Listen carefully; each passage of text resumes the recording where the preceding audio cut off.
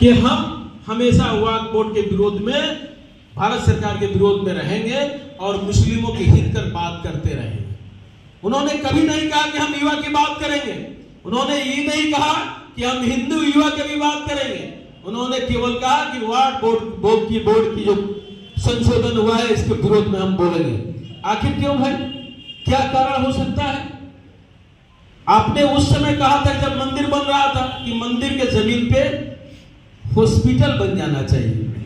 क्या बोले थे जी, क्या बोले थे भैया कि हॉस्पिटल बन जाना चाहिए, पाठशाला स्कूल बन जाना चाहिए। और वक्फ बोर्ड की जमीन पर क्या बनना चाहिए? वहां स्कूल अस्पताल नहीं बननी चाहिए, वहां स्कूल अस्पताल नहीं बननी चाहिए।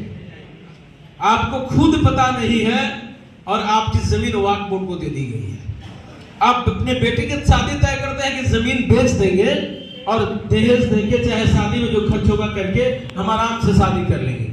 रजिस्ट्री ऑफिस में जाते हैं तो पता लगा कि मेरा जमीन वक्फ बोर्ड को चला गया।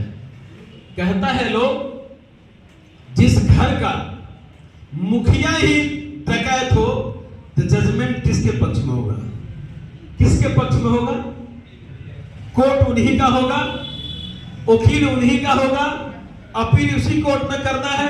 जजमेंट आपको कभी मिलेगा? अगर उसमें संशोधन करके अगर तब्दील किया गया है, कलेक्टर को कलेक्टर से ऊपर के पदाधिकारी को मालिक बनाया गया है, उसमें नियम रख दिया गया है कि आप अकेले दानदाता नहीं हो सकते हैं। आपकी जब शादी हो जाती है तो आपकी संपत्ति के मालिक में आपकी पत्नी भी होती है। अगर बच्चे जन्म लेते हैं तो संपत्ति का हिस्सेदार आपके बच्चे भी होते हैं। तो सबकी इच्छा होगी तभी आप अपनी कुल संपत्ति दान कर सकते हैं। देश की आर्थिक व्यवस्था विश्व में 5वां स्थान पर लाने का काम अगर कोई किया है तो आदरणीय मोदी जी ने किया है। और लक्ष्य भी उन्होंने किया है कि 2029 में भारत का अर्थव्यवस्था तीसरा नंबर पर रहेगा। कि जनता, अगर आदरणीय मोदी जी अपने विरोधी को कहें कि तुमको तुम्हारे घर में घुस के मारेंगे तो उसको भरोसा हो जाता है कि नहीं हमको घुस के मारेगा।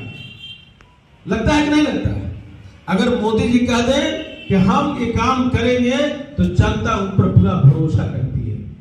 इसका प्रत्यक्ष प्रमाण दिल्ली का चुनाव है।